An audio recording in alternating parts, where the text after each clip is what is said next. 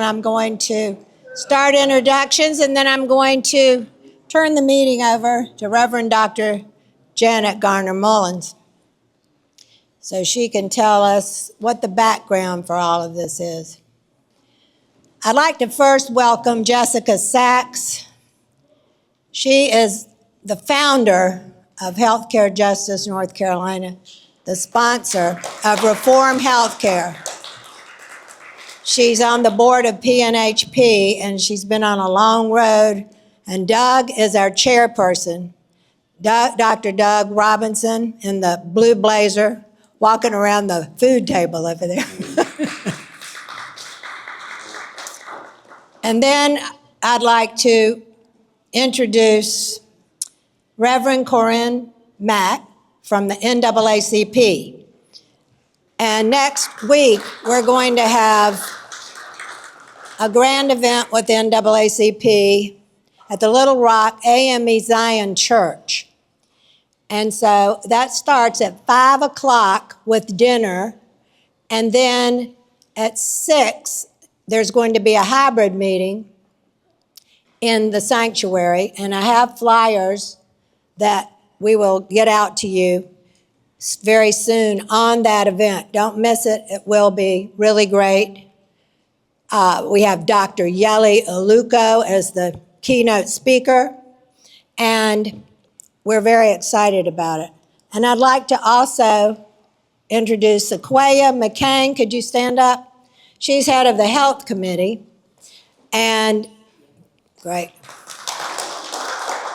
And she'll be working hard giving us next week the mission of the Health Committee with the NAACP. And I would like to introduce Chris Barrett, and he's president of the Charlotte Metrolina Labor Council. And he's working really hard toward May 1, right, Chris? The May 1, where the unions under his umbrella are working to get better rights for the people. And one of those is health care in many instances. We heard from them at his wonderful breakfast where 100 people came about a month ago, and they really had a lot to say about needing better health care in some of those unions. And did Marcel come?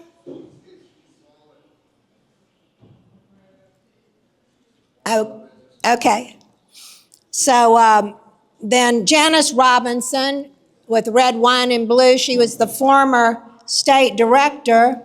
And I'd like to introduce Laurie Downey, who is the area North Carolina organizer. And Ruby Robinson is here from the North Carolina Poor People's Campaign. Could you stand up? Thank you so much. And then, is Amy Steele here yet? No. Okay, and Dr. David Keeley is with Reimagining America Project. And Dr. Keeley is also Healthcare for All South Carolina, a division of PNHP. And where are our resident students? Could you all stand up from SNAP of the Wake Forest group? Could you stand up? Our future, right here. It's very good. And then Galen Smith is here from Indivisible. Galen is on the research team at Indivisible, and they're one of our partners, and he's representing them. So we have online, we have Margie Villani with 4 positive choices. And I can't tell who's online. Of Rebecca Cerise, is she online? And also Judy Albert. Rebecca is with the Medicare for All Coalition, North Carolina. So I'm very thankful for everybody. And is Linda Traum here? Okay, I thought she might have been here from the League of Women Voters. Now I'd like to recognize Sana Kanar from Queen's University and her team of wonderful people that Ella Glover, Jennifer Allred, and Natasha, is Natasha here? Hawkins? No?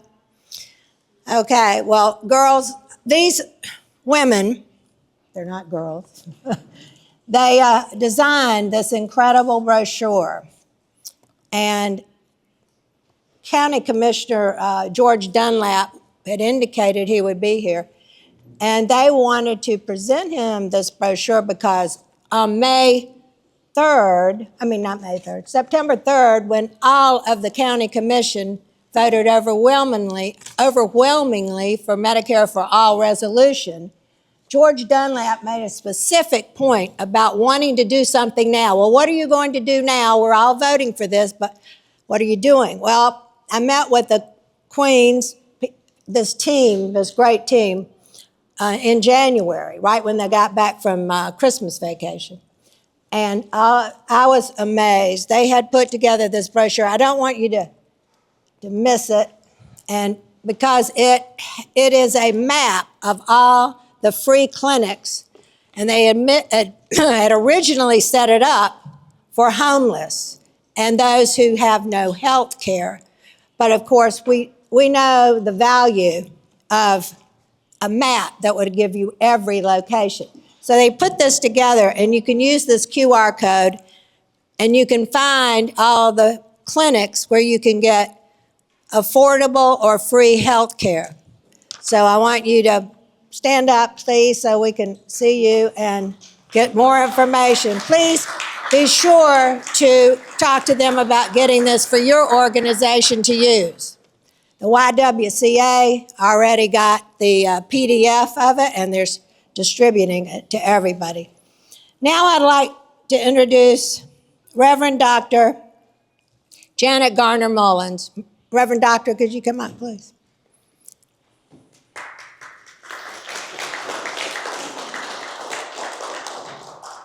Reverend Doctor is very special to us because can you hear? She's with our Healthcare Justice North Carolina. She's on the board, and she works at the intersection of community storytelling and faith and healthcare justice. And she also helped us in a big way come up with the Last Paragraph campaign, which she's going to talk about. Thank you.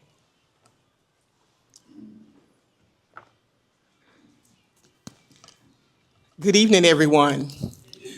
Let's see if I can balance holding the mic and making sure that my computer doesn't fall down.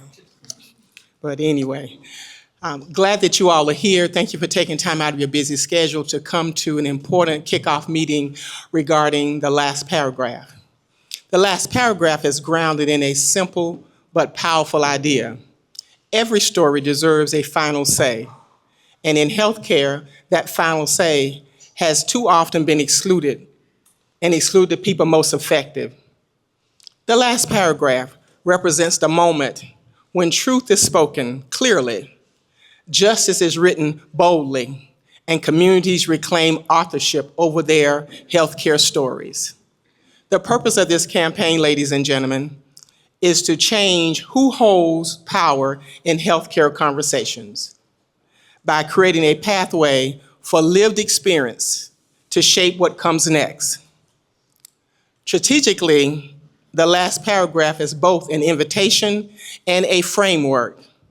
Through partnerships like what we have in this room and others that may be online, with community organizations, advocacy groups, trusted messengers, the campaign gathers healthcare stories from patients, caregivers, frontline healthcare workers, and community members impacted by coverage gaps. These stories are not treated as isolated moments. They are held together, they are listened together, and they are lifted together. When stories are gathered collectively, patterns emerge. patterns that individual testimonies cannot reveal by themselves. We began to see how denied coverage, delayed care, and cost-driven decisions are not accidents. These are not accidents, ladies and gentlemen, but features of a broken system. The campaign is built on commitment to dignity, care, ethical storytelling, because your stories, just like you, matter, and they are not data points. They are lived truth. So as these patterns become visible, the need for healthcare reform becomes undeniable. Again and again, people's stories reveal the same failures: lack of access, gaps in coverage, delayed or denied access and care, and decisions driven by cost instead of medical need. Reforms like Improved Medicare for All directly responds to these recurring conditions, and they continue and have been continuing for years. They offer a universal public approach to health care, one that removes coverage gaps as barriers to care. So, in that sense, the last paragraph is not just a storytelling campaign, it's a narrative foundation for healthcare justice, grounded in a lived experience and collective truth. This campaign does not exist for ourselves. What comes next is not the conclusion of this work, it is the beginning of the work. So as you listen, listen not as observers, but as witnesses, because healthcare justice begins when those most affected are finally allowed to take a pen and write the last paragraph. Thank you for your time.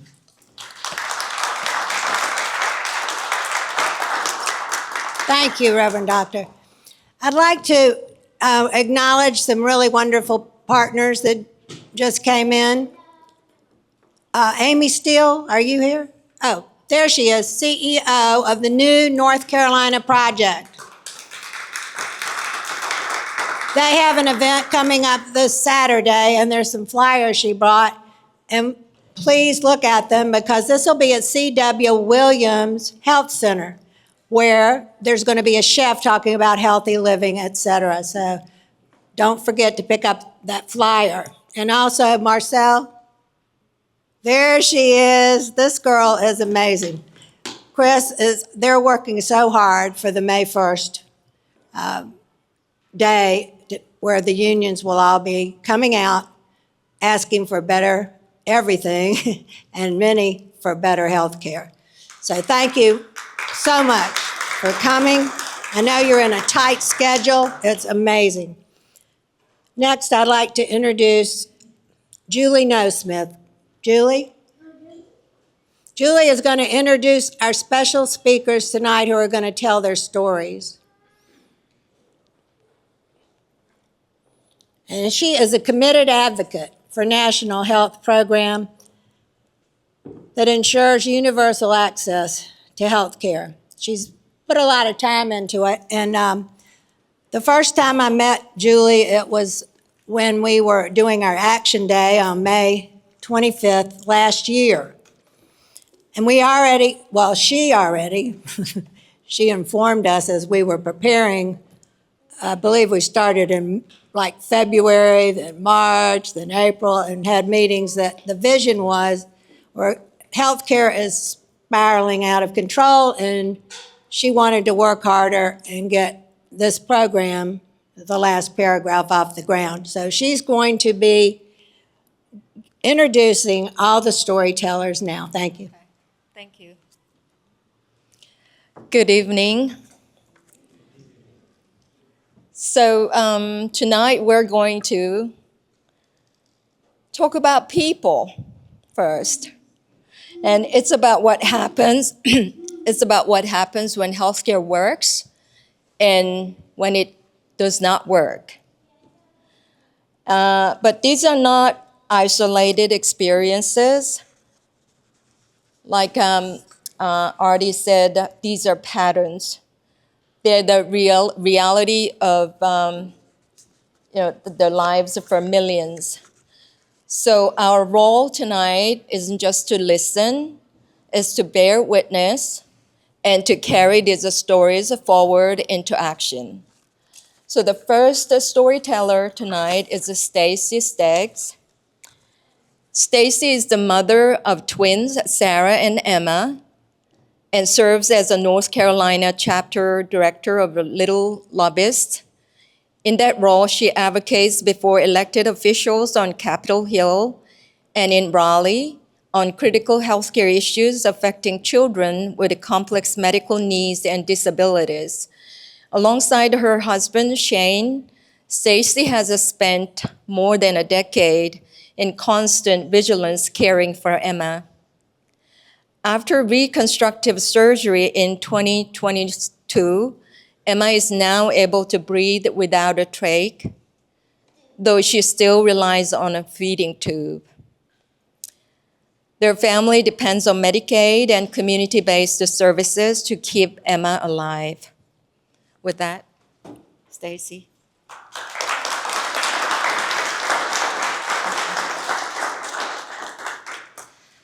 Thank you. I'm very proud to be up here tonight because it means that both of my daughters are stable. And that's an exciting thing. It's not something we can take for granted. Also very engaged and excited about the piano in the corner. So our family is one of hundreds of thousands, specifically 439 in Mecklenburg County, who receive Medicaid through the state's waivers called CAP-C, and it is the tool that allows Emma to access Medicaid, which keeps her alive. It's every single facet of her life. Her food, her nursing, her medical equipment, her formula, all of that is accessible to us because of her Medicaid. It also helps both of the girls in school, where each of them have an IEP. They do get therapies each week. We've graduated from physical therapy, actually, so that's good news. We are focusing now on the fine motor skills with OT as well as speech. All of these things are in service of getting the girls to their potential, to their 18th birthday and beyond, so that eventually they can write their own last paragraph. That'll be the success for all of us. 12 years ago, when the girls were born, we had no idea what we were in for. I was actually having a very healthy pregnancy until one day it turned on a dime. For me, I developed preeclampsia that became HELLP syndrome. My husband came near to losing all three of us. And none of us came out of that unscathed. We each have our own complex medical needs and even disabilities now. The girls spent 98 days for Sarah and 110 days in the NICU at Levine Children's Hospital. And especially for Emma, she was living her life in 30-second increments. There's a phrase I've heard, actually our pulmonologist shared it with us, that your life expectancy is actually 2 minutes. And every time you take a breath, you restart that clock. Because Emma was on the ventilator for 88 days. Thank you. Okay, thank you. Thank you. Because Emma was on the ventilator for 88 days. She did experience trauma to her throat, and she ended up with bilateral vocal cord paralysis. In that state, she cannot phonate. She doesn't make sound. Most terrifying for me, she can't call for help. So that means that even as she's come home from the hospital, and my husband and I are living the hypervigilance 24 hours with or without a nurse in the home, and he and I are both fully trained caregivers. We have responded to emergencies on our own, and by the grace of God, Emma is still with us. But in doing all of that work, we have learned firsthand about the gaps in the American healthcare system. I've always supported Medicaid. Who wouldn't? It's such a great program. It helps people who need it. But there's a lot that still needs to be done. There's a lot of resourcing and staffing and just the budgetary will, the political will to make these programs actually work. And until we get to that point, I'm the last man standing. I am the one who stands in the gap when the systems around Emma break down. And I remember all the way back in the NICU feeling very desperate and very guilty about what my daughters were going through and saying, why me? Why her? Why them? Why us? What did we do wrong? And at that time, I was in the room by myself. Her monitors were beeping. Her nurse was off charting in the corner, but it was very quiet and all the lights were dim. And I very distinctly heard over my shoulder, nobody was there, but I heard over my shoulder, why not you? And in that moment, my despair became purpose. And I said, I'm resourceful. I have a big mouth. I can do what needs to get done. And of course, these children are mine. Of course, I will help them get everything that they need to meet their potential. So I kind of, fixed my shoulders, got myself ready, and we've been doing healthcare, education, and community advocacy ever since. Every single day since then. When the barriers present themselves either at school or at the doctor's office or the programs like Medicaid that support us, I will knock down that wall. I have to, because people are counting on me. And not just in our family, but all across the state, all across the country. Families who, for a million reasons, can't do this kind of advocacy are looking to me to get it done. And I will do that work. Just next week, on the 21st, we're going up to Raleigh again to knock on doors, maybe shake some shoulders, and see if we can get a single Republican to talk to us about healthcare, the budget that's been missing since last July, and the plans for teacher raises and funding Medicaid and all of these important programs that keep our families and our communities going. I don't expect a lot of success, but they will see my face, they will hear my mouth, and they will meet my children. Because they'll have to say to them, to Emma's face specifically, why they are voting the way that they are, why they are not doing the work that needs to be done, and why they feel in the least bit entitled to go home at the end of the day. I find it's a lot harder to be mean to kids, so that's part of it. So I mentioned that Emma doesn't phonate, she doesn't make sound, but she has a heck of a voice, as does Sarah. Emma can tell us what she likes, what she doesn't like, the things that she wants to do, the things that she's not interested in at all. And I'm trying to honor that because eventually both of my girls will be adults in this world without me. That's true for all parents. I want them to be set up. I want them to be able to advocate on their own after we're gone. And on that day, no one's going to be happier or more proud than me. But until they're ready, it's my mouth. And it's all of our time and focus and motivation together. I thank you all for being here tonight. I know that you feel the call and the drive to do this work. My children are in those numbers when they talk about Medicaid cuts and waste, fraud, and abuse that I swear doesn't exist at the beneficiary level. But all of these things that people are bantying around on TV news and the squawk boxes and the people who are yelling at each other on TV, they're talking about my kids. And I just need to help. I need help to make people understand that lives are in these numbers. And it's not a data point, it's not a spreadsheet, it is a whole child. And I know you guys are all very good at doing that and will continue the work. And I think it's a very exciting time to be doing this because we've got nowhere to go but up. Thank you.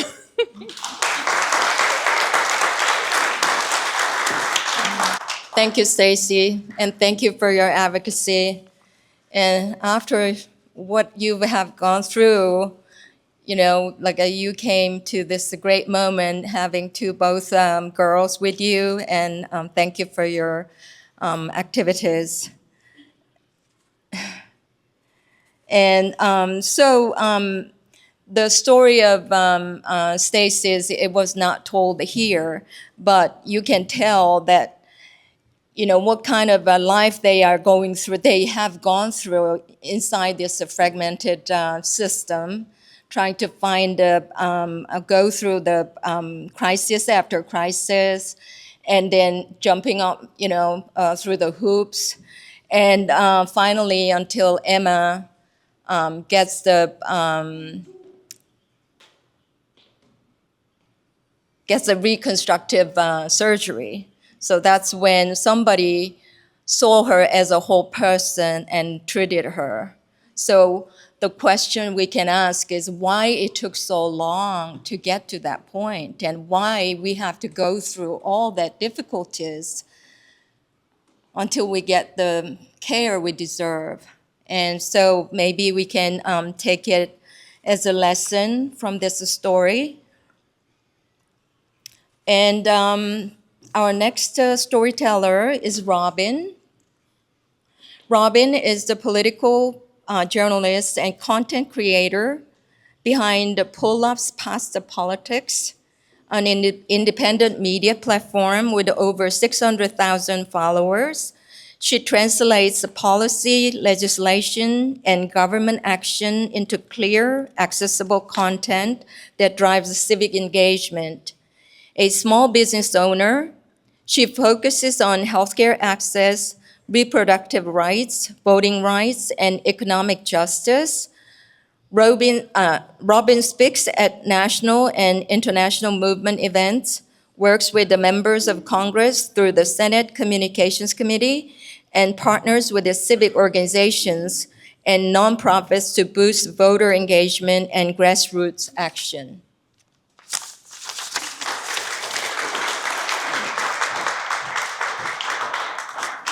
Thank you. Thank you all so much.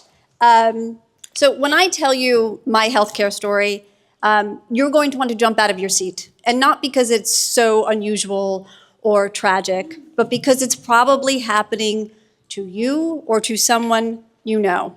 Because we are not imagining these problems. It is intentional, and it is by design.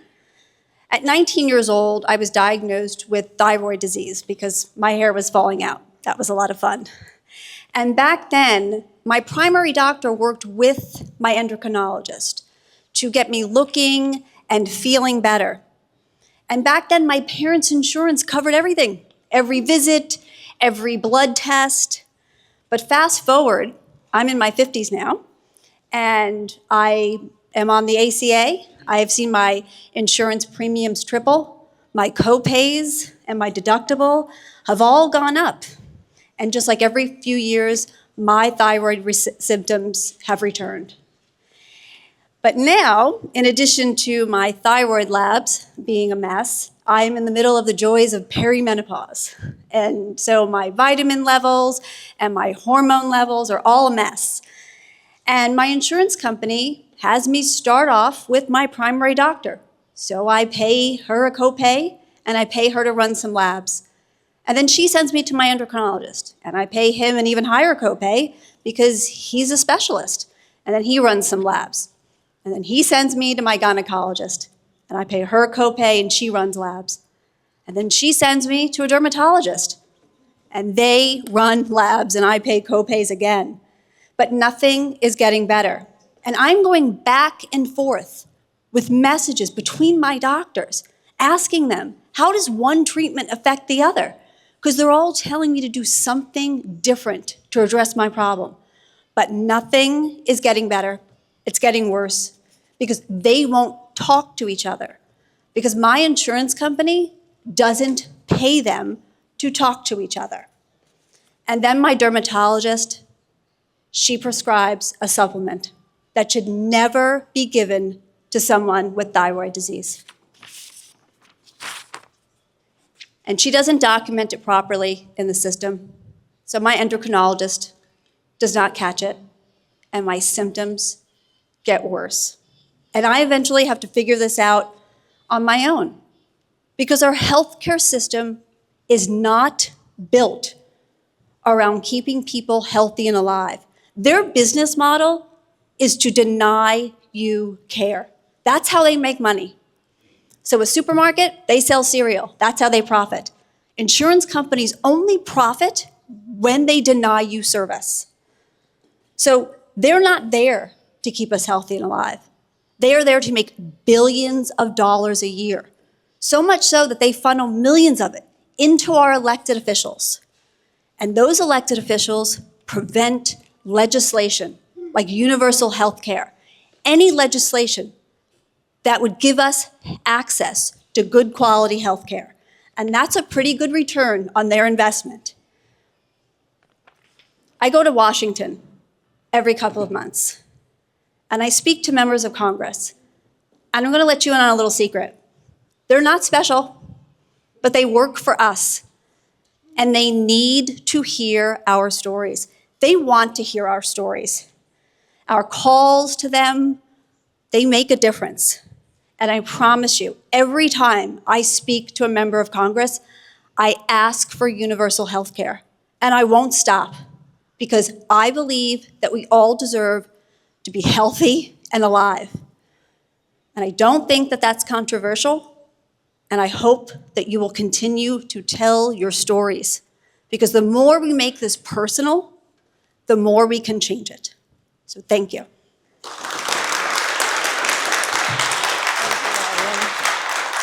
Thank you. Having gone through my own medical ordeal in the past several months, I can understand the frustration and pain on a personal level. And I have a very similar situation, and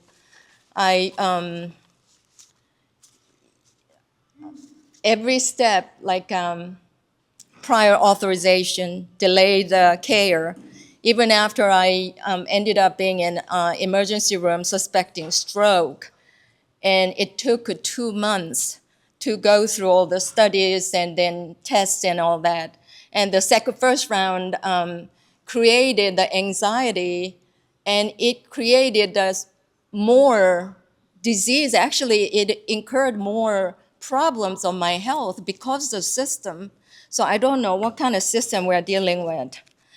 So you can do everything right, work hard, and run business, stay informed, and still struggle to access the care.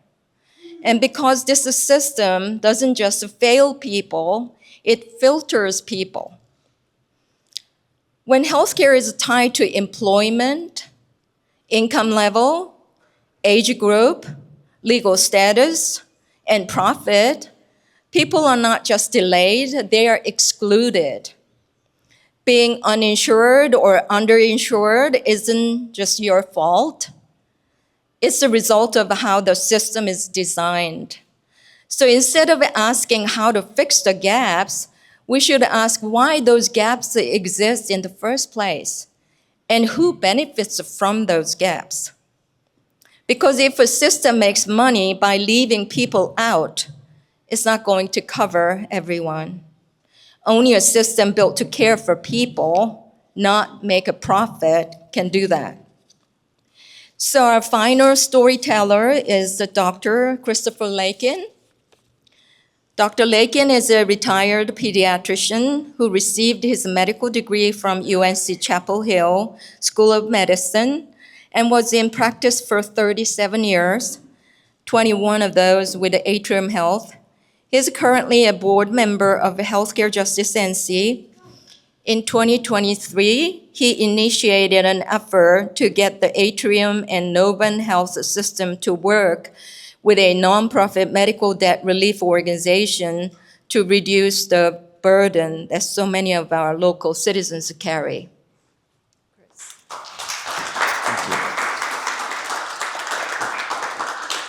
Good evening. Glad to see so many people out here about this important topic.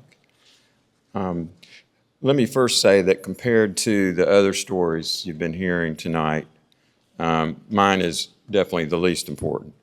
And I think you'll see why in a minute, but I do hope it will add some texture to our collective book that we're trying to write, especially that last paragraph, and perhaps a little bit of extra weight to that last paragraph.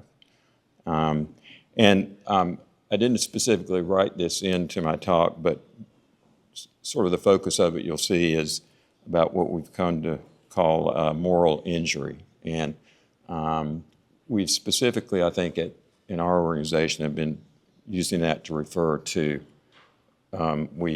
to us providers, but I think it definitely extends to all of us as patients and as users of healthcare. And my approach is going to be a little different because we're mainly talking about health insurance tonight. I think you'll see that what I'm going to talk about ties into that. And I'm also coming at it from a little different angle, which is from the doctor side or provider side of that all-important doctor-patient relationship. As you heard in the introduction, I spent over half of my medical career working in the Atrium Health System. And actually my connection to, well, what's now called Atrium is much longer and deeper. I was born there. Both my boys were born there. I met my wife there. I did my pediatric training there. And the church I belonged to even gave the land and the money. So I think you could say I'm pretty well connected to Atrium. And I hope it becomes clear that I have, yes. Yeah, sorry about that. Anyway, I have a deep connection to Atrium, and my point to my remarks is not to drag them down, denigrate them, but simply try to point out where I think they were and where they are now and how they can get back. So it's 1980. Charlotte Memorial, as it was known then, is 40 years old. I was a little bit younger than that. It was the city's public hospital, its charity hospital, its training hospital. So that year I started my pediatric training there. And in the ER, and think about the pit nowadays, since I think everybody's watching that. The not really funny joke was that if a patient needed to come to the emergency room and they had a positive wallet biopsy, they would go to Presbyterian, which is now Novant. Otherwise, they would come to Memorial. And so we saw this wide swath of people and illnesses from across the lower and middle socioeconomic spectrum. And that was actually quite good preparation, I feel, for going out into practice later on in the real world. But at any rate, that was the hospital's mission, is to care for all patients in Mecklenburg County, regardless of ability to pay. I will hasten to add, however, that African Americans had not been admitted to the hospital until 1963. The hospital was drab, no frills, inside or out. But the mission was being fulfilled, every day. And when I was there in my training, I had a small part in that. Then sometime before I finished my residency, a small shift started. I noticed that in the elevators of all places, the floor mats would be replaced every day. And we'd be reminded to have a happy Tuesday. And actually that was pretty helpful after I'd been up for 48 hours to know what day it was. But I would later learn that what was underway was a conscious effort on the part of the hospital to become more appealing, more upscale, to enter the marketplace, so to speak. And the hospital name even changed while I was there to include Medical Center, so the Charlotte Memorial Hospital and Medical Center, and later Carolinas Medical Center. Now fast forward to 1996. So I've been off in some other places, and I'm back in Charlotte, and I joined a pediatric practice that was owned by Carolinas Healthcare System. This is before it became Atrium. Unlike my practices prior to that time, I was now an employee. That sounded pretty benign, I suppose, at the time, especially since, all except for my first practice, I had not been self-employed, so I was used to having a full-time administrative department to help run the business side of things. So all that was okay. And my compensation, which is very common in many, many practices, was fee-for-service based. And it basically meant that I was responsible for, I was paid based on the revenue that I brought in. Minus an administrative fee off the top that the hospital took. Again, that's a very common setup. So far, so good. And I will add that, I was so fortunate to have a good income and never complained about that once. So that's not what I'm here to talk about. But a few months after I joined the practice, we had a nighttime meeting with one of the administrators in the system. And I remember very vividly this day, leaned across the table at us, Dr. Employees, emphasis here on employees, and in so many words said, "You're not working hard enough." Now, I was the new guy there, and I was still working up to a full schedule at that point. But I thought we were all working plenty hard, as were all the staff in the office. Over the following 20 years or so, I'm a slow learner, what became so painfully clear was that the basic guiding principle for these administrators was this: the more money the doctors and the nurse practitioners and the other providers bring in, the more money the system and the top executives make. And since insurance reimbursements are perpetually insufficient, and that's really what we're here talking about tonight, how healthcare is paid for, the way to stay ahead is to increase your patient volume and income more than you increase your expenses. Simple as that. Now, I get that. It's business 101. So they were saying to us, you guys bust your tail, and you and we administrators will be paid really well, and we'll all be happy. That is, except for the nurses and all the other people who really make the offices run. But that's another story for another time. I'll just pause here briefly before I finish up and say that I do not think that all health system administrators at Atrium or anywhere else are bad people, or greedy, or have an evil intent. I'm sure in their mind they're carrying out their business mission, which they are, which is keeping the system in the black. Because we know that it can't work for anybody if it's losing money. So I think we all get that. But I think the central question really is, how much in the black does a system really have to be? Most especially as a nonprofit, and in Atrium's case, a government entity. And at what cost? So I would ask a few questions. Is it right for the CEO to be paid $25 million a year? Is it necessary to have $24 billion in cash and investments sitting around? And all of that when you tell your doctors to see a patient for their annual exam in 10 minutes, as they did to me at some point before I left. When you're unwilling to adequately staff nurses and prevent some of the rampant burnout that we see. When you refuse to work with a charity organization to forgive medical debt. When you feel compelled to ask the city, that is, us taxpayers, for $75 million to help construct your new campus, the Pearl, and then dance around on the agreement to build affordable housing in exchange. When despite being a public hospital, you are no longer answerable to local government or in any direct or tangible way to the citizens. When the local health system that was intended to be has become a multi-state behemoth. I think of it as Bank of America. Started out as a little hometown bank, and now it stretches across I don't know how many states. I'll just close by saying Atrium has good people doing good work. I think some people here can attest to that.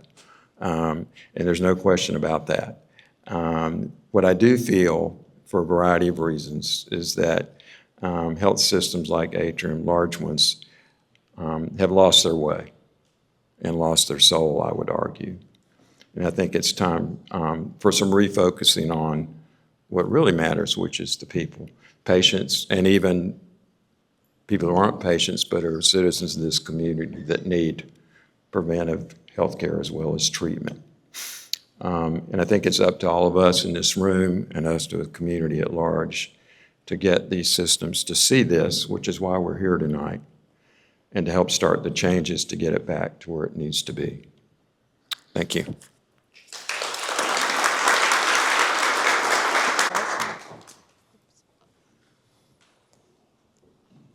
I'd like to introduce, you've already met him, Dr. Doug Robinson. He's going to be our next speaker. He's going to be talking about going from the stories we've just heard, to the system. And Doug is an endocrinologist and diabetes specialist who recently retired after a 30-year career at the Charlotte Medical Clinic. Before that, he served 10 years as medical officer and endocrinologist in the Navy. He graduated from the University of Pittsburgh School of Medicine and holds a doctorate in biochemistry from the same institution. He's currently a volunteer physician at the Good Samaritan Clinic in Morganton, North Carolina. He's a healthcare activist and current chair of the Healthcare Justice North Carolina chapter of Physicians for a National Health Program. Dr. Doug Robinson.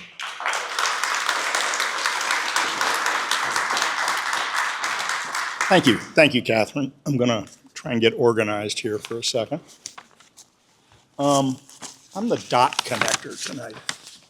I'm supposed to connect the dots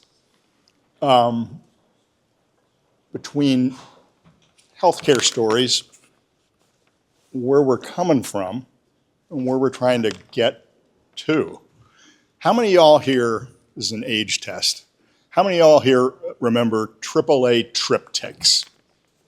Remember? Not many at that table right there, so right?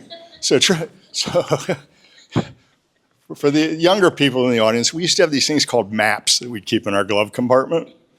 And you'd kind of unfold them, and Dad would unfold them. And so, but if you went to AAA, you'd get what's called a triptych, which is this thing you'd fold over and you could see the trip. Each page would be where you're going to. We're on a journey for better health care in America, and we're starting off in the valley. It's really dark down here. And be clear, we're not trying to get to some shining city on a hill. We're just trying to get to the plateau where every other wealthy nation in the world lives, where people have universal health care, and they don't gather like this to tell stories of the harms of their health care system. So that's what we're doing, and the fuel for that trip is individual stories. Stories are powerful. Listening to stories and telling stories, it's in our DNA, right? And we've been sitting around the campfire telling stories and listening to stories forever. So I want you to start thinking about, how can I help to gather those stories? How can we use those stories rather than the dry statistics that we usually use when we try to motivate people about this cause? Let me just say a little bit more about the last paragraph campaign, because it's kind of a funny title. It's like, what does that mean? Where'd that come from? Well, it came from our news feed. So for better or for worse, the first thing I do in the morning when I get out of bed is I look at my stupid phone and I look at the news feed with coffee. And my wife either tells me to get off the phone or I tell her to get off the phone. It's whoever sees who first on their phone. We tell the other one to get off their phone. And in the news feed, almost every couple of days, there is a story about the harms inflicted by our healthcare systems. Harms inflicted on everyday working people and the most vulnerable of our neighbors. And we exchange them in healthcare justice. We'll send them to each other and say, look at this, look at this. And inevitably, as we read these articles, we're disappointed in the way they end up, in the punchline, if you will, in the last paragraph of those stories. So we read about people suffering and dying right here, wealthiest country in the world, due to lack of insurance and lack of access to medical care. We hear on newscasts about the unbearable burden of medical debt and its effect on American families. If you have a baby in this country, you're twice as likely to go into medical debt. It's one of the largest causes of medical debt. Having a baby shouldn't be like that. So we clutch our pearls. We're shocked by wealthy insurance companies that leverage their shareholder profits through delays and denials of needed care. But all too often, we get to that last paragraph and we go, they're going to say it. They're going to say we need universal health care for everybody in the United States, and they don't say it. They talk about incremental reforms, tinkering around the edges, as we'll talk about in a little bit. They don't talk about the big reform that we need in the United States. And that's what we're talking about tonight. No halfway measures. Real, transformative healthcare reform in the United States. Now, to be clear, the articles we'll talk about things that are important. They're really important. They're urgent things like protecting the ACA premium tax credits. We talk about using Medicaid funds to pay off medical debt, like we've done here successfully in North Carolina. We talk about protecting Medicaid from tax cuts. Our politicians tell us that the answer is making the ACA better and keeping our sacred choice. We're Americans. We live and die on the hill of choice. And it's an illusion. The illusion that we have choice in health care. It ain't true, folks. It ain't true. Choice is an illusion, but you'll hear the poorest folks with the least access to health care talking about wanting to preserve their choice. But we have a sacred choice of crappy commercial health insurance in the United States. Or other articles will say, well, we just need some more oversight on those insurance companies. We need some policies and programs to lower drug costs. We'll be good. And then as consumers, we're told, some of these articles end up with advice to consumers, like the Kaiser family thing they have on NPR each week where they talk about medical bills and things like that. It would be lovely sometimes if they'd end up that presentation by saying, we just need total reform of healthcare in the United States. We need universal healthcare, but they don't. They give consumer advice. Again, it's important. If you're right in the middle of this, you need that help. You can't rebuild a boat when your boat's sinking, but it's important to think about rebuilding the boat as you prevent it from sinking. So you'll hear consumers told, negotiate medical bills. Sure, that's important. Open a healthcare savings account. Yeah, that's right. That's if you have money, open up yourself a healthcare savings account. Pay cash for medical bill. I heard that the other day. If you can, pay cash for your medical bill. They'll give you a discount. Yeah, who's got that kind of cash? What else they tell us? Oh, drug discount cards. We used to use these all the time when we were in private practice. So remember that? Chris, you remember the drug discount cards you'd get to get the really expensive new drugs, and here you take this to the pharmacy and they'll give you a discount. You can't use those when you have Medicare, unfortunately. Some of us are told to rely on medical debt relief charities like Undo Medical Debt. Again, do good work, important work. Shockingly, or maybe not shockingly, a huge percentage of Americans set up GoFundMe accounts to pay for their health care in the wealthiest, most prosperous nation in the world. That is shameful. If you guys don't leave here tonight, and to be clear, there's a lot of things in the news to be outraged about these days, but I want you to focus that outrage on the state of medical care in the United States. We deserve so much better. I'll wrap this up in a little bit about talking about what's in these articles. We ask our local governments, we need more free clinics. We praise our volunteers who work at the free clinics. And then everybody has workarounds. Everybody has a workaround for the system, right? As a physician, I've seen them all. I had a number of patients, Aunt Millie died and she had a bunch of insulin. So that's what I'm using now because I can't afford insulin. So I'm using my dead relative's insulin. Well, okay, that's good. And I'm using her test strips and I'm using this, that, and the other thing. Workarounds for our systems. Skipping medications. A shocking number of people go to the pharmacy and and there is a retired pharmacist here, but I'll tell you, you know the sad eyes look, where they look up from how much the drug is and go, do you know how much this is? A huge number of people walk right away from that when they find out, when they get the sad eyes. Others are just, suck it up and drive to the next county over to have their baby or get medical care because they closed their rural hospital in their county. So we work around it. We're Americans. We're resourceful. We work around this terrible healthcare system that we're in. And we just accept it. We become accepting of these workarounds and the brokenness of our healthcare system, almost like an accident victim on crutches, right? We're still on crutches. That's not enough. for damn sure. We got to get rid of those crutches and get healing in our healthcare system. Now, I'll say this, all those tactics, and I didn't mean to disparage those. Those are very important for day-to-day survival in the United States if you're dealing with illness or medical bills.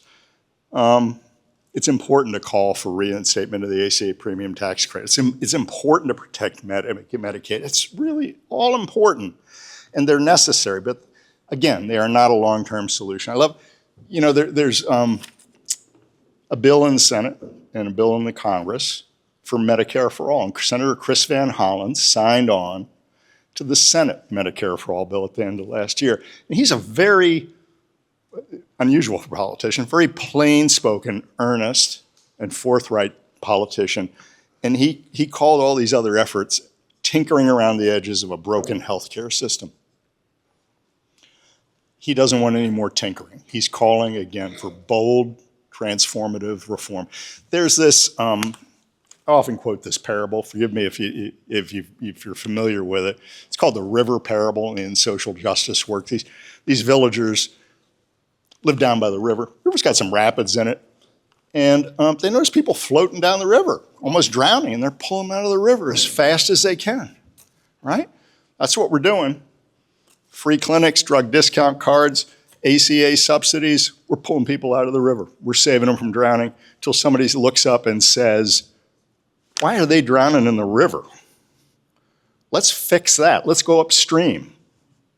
That's what we're talking about tonight. We need to look upstream, tell our stories, and use those to fix what's broken with our American healthcare system. We are fed up as a country with this, but we've gotten lax and accepting of it. That's just the way it is, Lose your job, you lose your healthcare, that Cobra's too damn expensive. Yeah, I'd love to leave Starbucks, start my own coffee shop, but I can't. I need the healthcare at Starbucks. It shouldn't be that way. It's time, again, for bold, transformative healthcare reform in the United States. Reform that's going to provide the human right to universal healthcare for all. Most countries in the world regard healthcare as a human right. We should demand it. We deserve no less here in the United States. I'm talking about comprehensive, publicly funded medical care that's free at the point of care without copays, no deductibles, no premiums, and includes vision, dental, long-term care. For us at Healthcare Justice and Physicians for National Health Programs, as sponsors of the last paragraph campaign, the answer for us is right in front of us. Let me share that vision with you. We already have a program called Medicare that's very popular among seniors and people with disabilities in the United States. Is it perfect? No. It only covers 80% of outpatient medical bills, so you need a Medigap policy, or some people use a commercial version of Medicare, which has a lot of problems. It doesn't cover vision, dental. But if we would improve that, make it cover everything, include vision, dental, and we call that Improved Medicare for All, and that's right now, that's on the bills that are before Congress and the Senate. And if we had that, we would have universal, single payer, government is the payer, health care for everyone in the United States. Shouldn't settle for half measures. Again, shouldn't settle for workarounds. Let's get fully healed and throw away those damn crutches that we're all using to be treated for our health conditions in the United States. So the last paragraph from our storytellers' testimonies, that last paragraph is going to be a call for full reform of a terribly broken healthcare system. That's what we want. That's the last paragraph of all these stories. Thank you.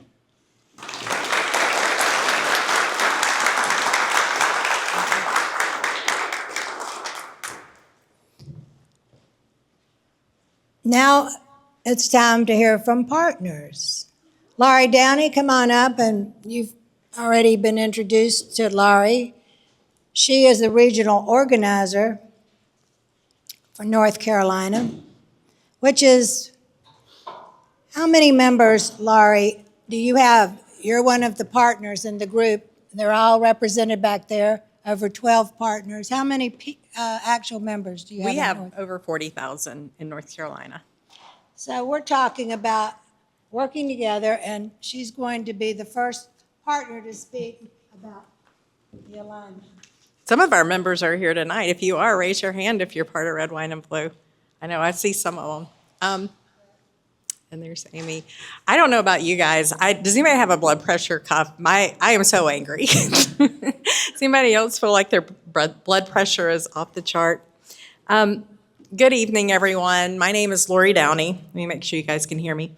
I live in Huntersville, and as Catherine said, I'm a regional organizer for Red, Wine, and Blue, and I support Western North Carolina, Mecklenburg County, and some of the adjacent counties. We're here today because we believe in a simple, fundamental truth. Healthcare is a human right, and the quality of the care that one receives should never depend on the size of their paycheck, or even if they have a paycheck, or the zip code where you live. While North Carolina has made some recent strides, such as the expansion of Medicaid, we know that that's being dismantled under our current administration. So we are still on the journey toward true healthcare reform as we work to lower costs, to protect reproductive freedom, and to ensure every citizen has the healthcare access they deserve. That is why the partnership between the organizations that are represented here tonight, like Red, Wine, and Blue, and Healthcare Justice North Carolina, is critical. We aren't just organizations sharing a stage. We are a unified force. Healthcare Justice NC brings the policy expertise and the deep-rooted advocacy for systemic change, while Red, Wine, and Blue brings the people power, the diverse suburban women and community leaders who turn policy goals into action. Together, along with other partner organizations, we bridge the gap between complex legislation and the everyday lives of North Carolinians, especially by electing common sense leaders who support our progressive goals. For those of you new to, I'll just use air quotes, the sisterhood, Red, Wine, and Blue is a nonpartisan grassroots community of diverse women working together to defeat extremism. In North Carolina, we have grown, as I mentioned, into a powerhouse that is rewriting the script on local activism. So just what have we achieved in the Tar Heel State? First of all, massive growth. Our membership, as I mentioned, has now grown to over 40,000 members across 100 counties. Diverse representation, we're a reflection of our state. Women of color now represent 20% of our community. Winning at the ballot box.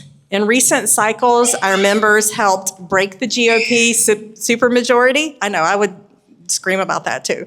In the state legislature, and elected common sense leaders like Governor Josh Stein, Attorney General Jeff Jackson, and Superintendent Mo Green. And RWB worked to get out the vote in this most recent primary to ensure that Phil Berger, our state's most powerful politician and the primary reason North Carolina doesn't even have a budget, was sent packing. Go ahead, you can applaud for that. Protecting education. We have worked in North Carolina to win the majority of school board races on the ballot, defeating extremist candidates who didn't support public education. And local presence. We host hundreds of North Carolina events each year. We have weekly national events, and we have actually over 40 local groups that are part of the Red, Wine, and Blue network that are active across the state. These groups are doing on-the-ground grassroots organizing to make a difference in their communities. We have 10 groups in the Mecklenburg metro area alone. So if you are interested in getting involved in one, please connect with me tonight. We know that no one single organization can fix a broken healthcare system.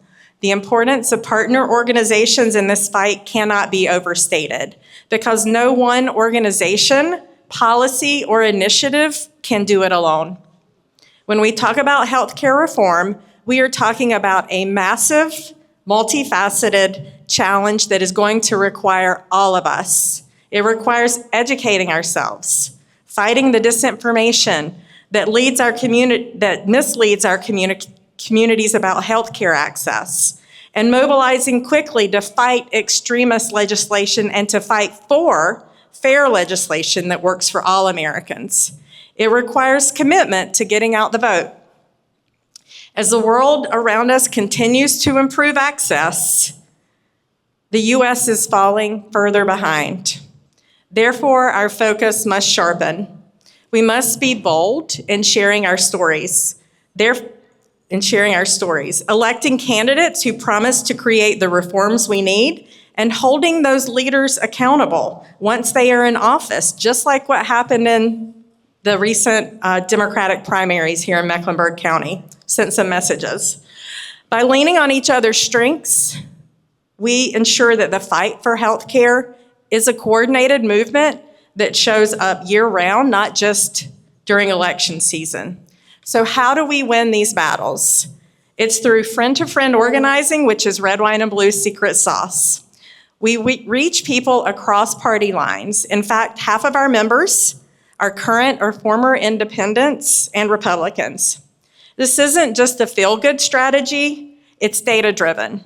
An independent analysis found that Red, Wine, and Blue, North Carolina members increased voter turnout by 11.2% among members and 10% among the people they know. Those are impressive numbers, and they can swing elections. By talking to family, friends, and neighbors, we reach people ignored by traditional tactics. More than a quarter of the people our members contacted in recent cycles likely wouldn't have heard from most campaigns at all. We aren't knocking on the doors of strangers. We are opening the doors for our friends to join a movement that protects their rights up and down the ballot. As we look forward to the remainder of 2026, our focus remains clear. We will not allow a continued extremist takeover of our communities. Healthcare reform, reproductive freedom, fully funded public schools, and our very democracy are all on the line. I'm asking you today to commit to 3 things. Number 1, connect. Find your community. You can join Red, Wine, and Blue. Just stop by the table right over there or go online to become educated and empowered about the issues in the upcoming critical elections. But also join and support the other organizations that are here tonight who are also part of the fight. Learn. Lean into the expertise of Healthcare Justice NC and its partner organizations so that you can fight disinformation with facts. And number 3, act. Start those friend-to-friend conversations. Red, Wine, and Blue can help you with that. We have the tools and the resources to make this easier. Share your healthcare story with the Last Paragraph campaign, even if you haven't already. And I wasn't planning on sharing my healthcare story, and it's definitely not dramatic compared to some of the others we've heard, but it's, I think, a good indication of how this is impacting all of us, even if you have so-called good insurance.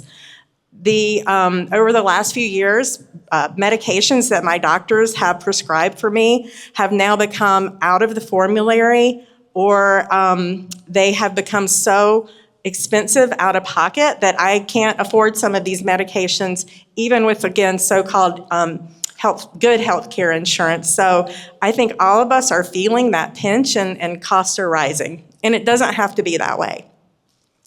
We are a diverse group of women who find strength in our differences and hope in our community. Let's continue to make good trouble, protect our democracy, and ensure healthcare justice for every North Carolinian. Thank you. Thank you, Laurie. Laurie is very, very excited about the healthcare program, and we enjoy the partnership.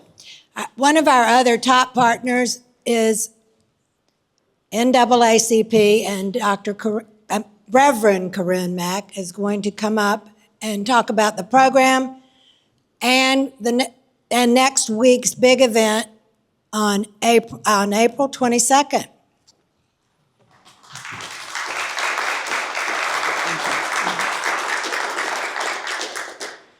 Good evening.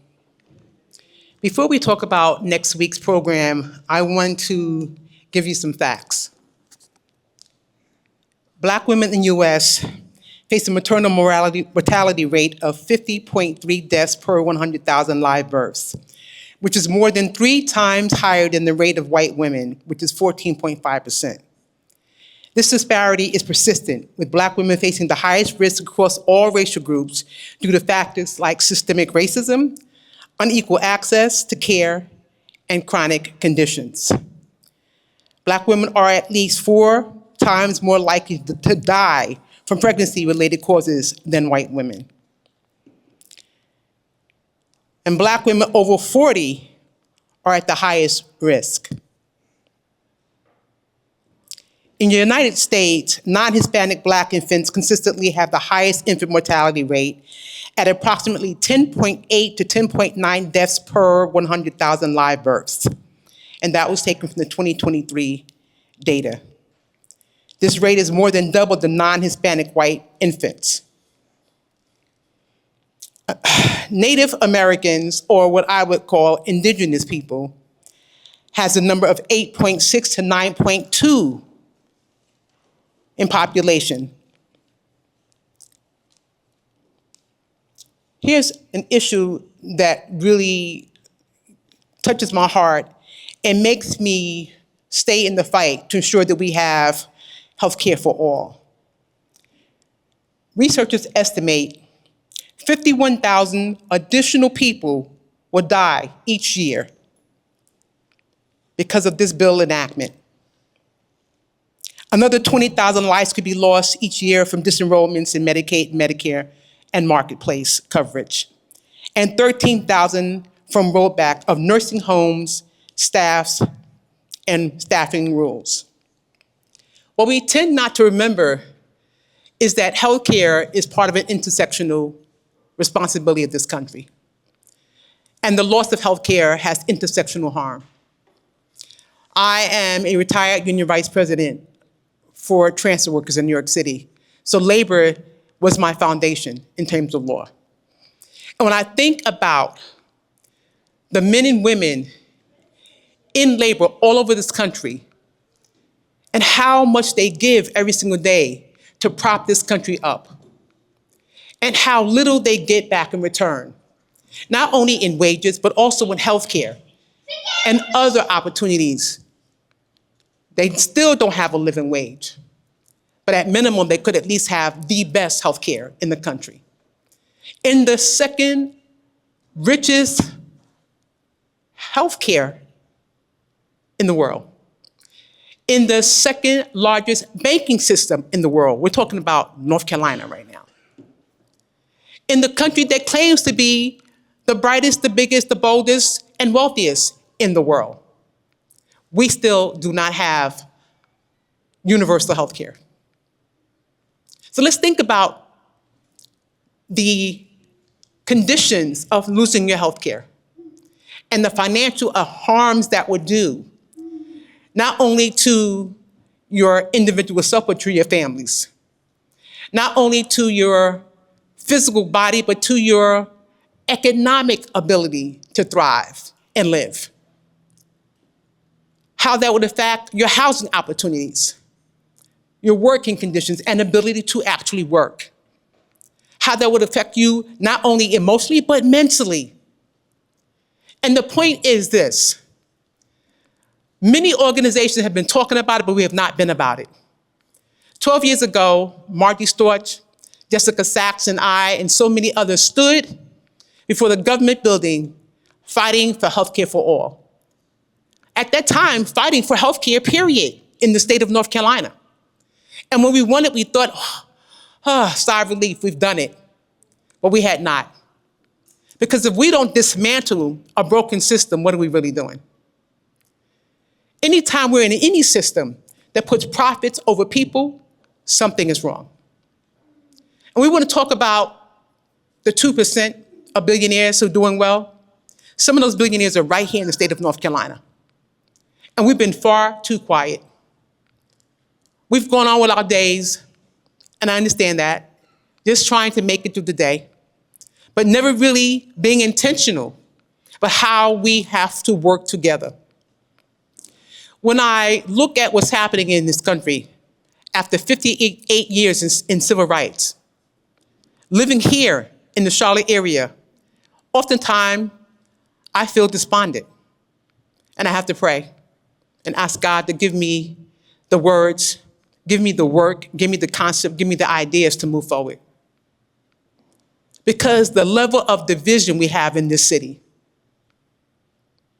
the level of silo operation we have in this city, the continuum of working in our own little groups, accomplishing one or two little things, and patting ourselves on the back can't work anymore. We have to be intentional about working together. There is nothing so important that we have the continual undermining of one another. There is nothing so important that we can't say, you know what, I'm tired, but I need to be in that room because my voice matters and my story matters. My situation matters. It is time for us truly to work in love and walk in love. And love is an action word. We must take action. Starting here in the state of North Carolina, because trust me, what's happening in 1600 Pennsylvania Avenue is horrible, but North Carolina is a microcosm of what's happening in Washington, D.C. And just getting someone out of office is not sufficient. I'm proud of what we did in the primary, but it really is about finding people who are like-minded and who are fearless to put in office, to not only do what they promise to do, but to think much larger than what we're talking about in this room. Reimagine what it could look like if we actually work together, because it's really about us. That's my slogan. It's about us. And each one of us have a part to play. Each one of us have been gifted by God for such a time as this, to stand up, to speak up, and do what is right. I believe we can do it, starting here in North Carolina, and that love walk and that love work will spread throughout this country. God bless you.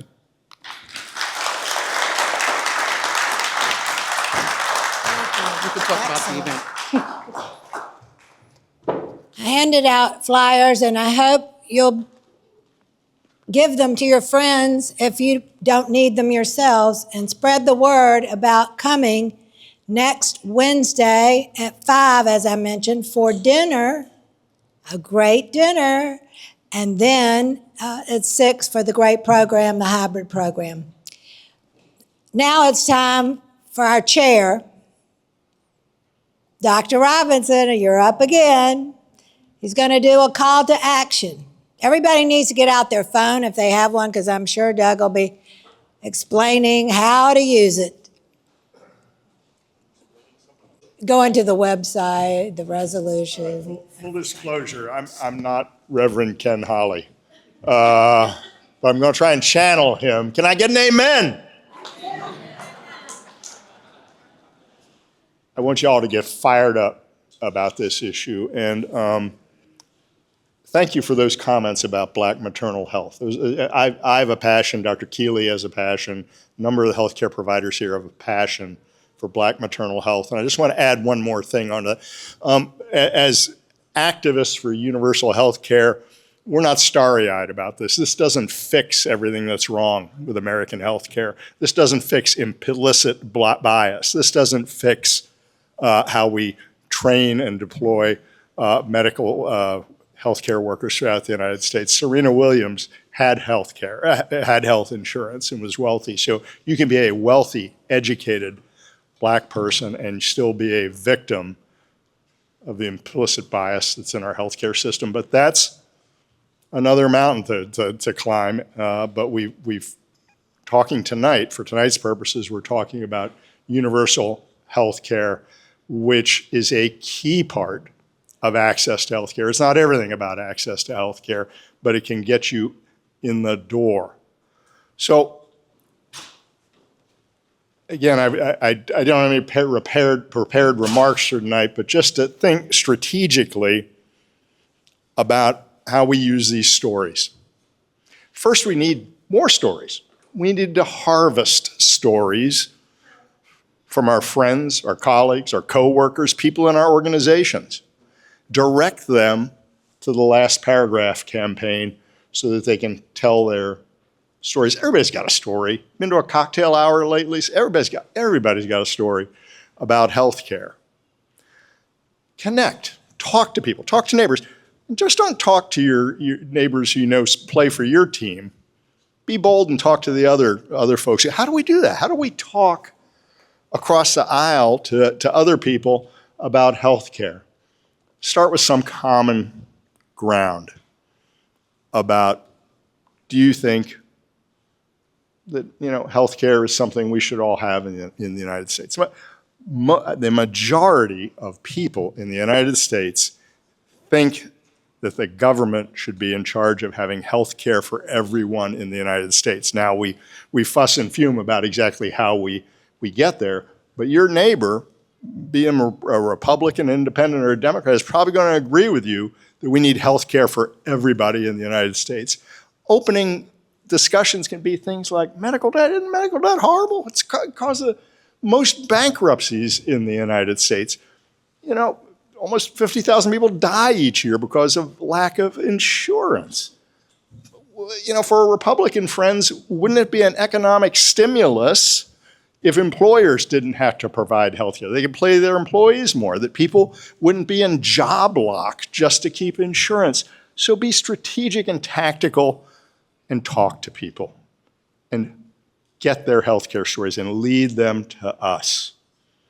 How can you use your healthcare stories? How are we going to use our healthcare stories? This is the fuel for us to talk to legislators. So when we talk to legislators, policymakers, healthcare administrators, we're not just, Lord knows, we got the statistics. I could put up slide after slide of horrible statistics, but there is nothing more powerful than the story of a young mother navigating the healthcare system with a sick child, or a cancer patient who's been denied care or delayed care through a health insurance company. Or in my case, I was a diabetes physician for 30 years. You take someone with type 1 diabetes and you cut off their health insurance, that's pretty close to a death sentence, right? Again, I saw workarounds and people survive and get the cheaper insulin and all that. These are the stories we're going to use to motivate people. So connect, use stories when you talk or we talk to legislators, policymakers, and call your representatives. People, what do I do? Do I email them? Do I call them? Call them. Calling your representative is the most powerful thing you can do, even more than email. So find out who your representative is. Your senators. Call them, and call them often and say, I want universal health care in the United States. Here's a story that reinforces that. I don't want this to happen to my friend, my neighbor, my colleague anymore. So we're going to utilize stories in a more powerful fashion than just statistics. We get all wound up sometimes in healthcare justice about, what do we call it? So our name for it is Improved Medicare for All. That's a mouthful.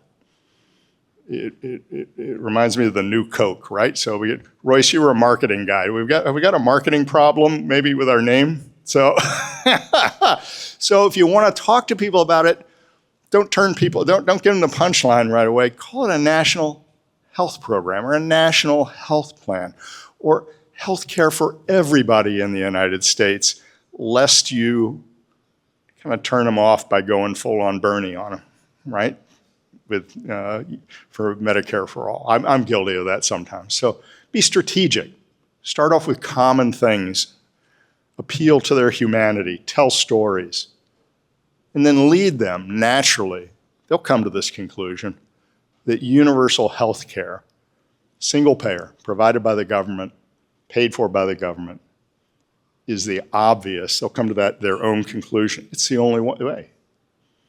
you won't have to push them there. They'll get there themselves as they listen to these stories, and then realize that other alternatives are half fixes or tinkering around the edges. So thank you all for coming out tonight. We have work to do. Don't leave here and do nothing. Call your legislator. Find stories. Get them to us. Use them yourself and allow us to use them. Thank you.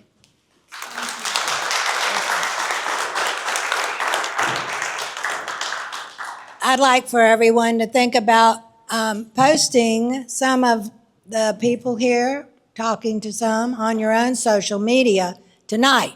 Also, we have a resolution.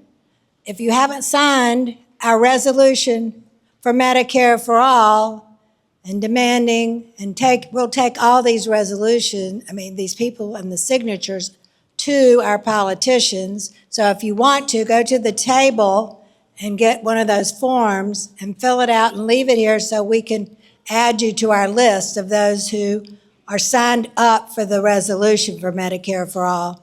But be sure you post something about the meeting tonight and explain what, now that you've learned, right, a lot about what you can do, start to take all this information and put it into your own social media and call friends and family and see if they can get stories. We have flyers back here that have a QR code. If you want to tell your story, you just submit it through the QR code on our flyers. Royce, are you going to wrap us up here? This is something that is related to healthcare because we've talked about the physical aspects of losing healthcare, not having good coverage. But there's another aspect that is part of healthcare, and that is the mental healthcare of families.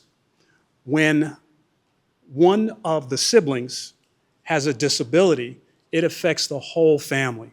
There's a high divorce rate among families with children who have disabilities. Stacy, Shane, you guys, you're good. You're good. But it changed my life 37 years ago.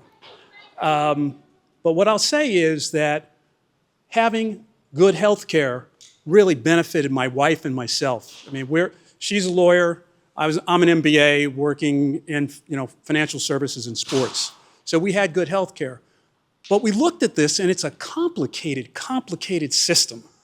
It's convoluted. It's complicated. I didn't understand it. And I had to work really hard. But I guess the point is health care includes mental health care. And when someone is affected in the family, if you don't have insurance, it can really create the medical debt. My youngest, as a consequence of this, I figured out she had some issues. And she had to go to a lot of therapies and treatments all over the country. But without the health care, it wouldn't have been possible, and it would have been probably a horrible, horrible outcome. But it worked out, only for the fact that we had the health care. So that's just a little snippet of my story, but there are more stories out there to capture and share, and that's what we're encouraging you to do. It might not be great cocktail conversation, but it's something that people need to know. They need to know, and you can bring it up. And don't be bashful about talking about healthcare or talking about the reason why you need healthcare or a family member needs healthcare. But this is what we have to do. We've heard people here tonight talk about moral injury. Chris talked about hospital organizations losing their way and losing their soul. We have to bring that back to them, and these stories can do that if we share them. So I don't know what else I can say, but I appreciate each and every one of you coming out tonight, and I would hope that you talk with the members of your organizations and send them to our website. Have them tell their stories. Have them tell the stories of neighbors. Because when you know people, you understand them, and when you understand them, you can share that understanding with other people. That's all I have to say. Thank you for coming out tonight.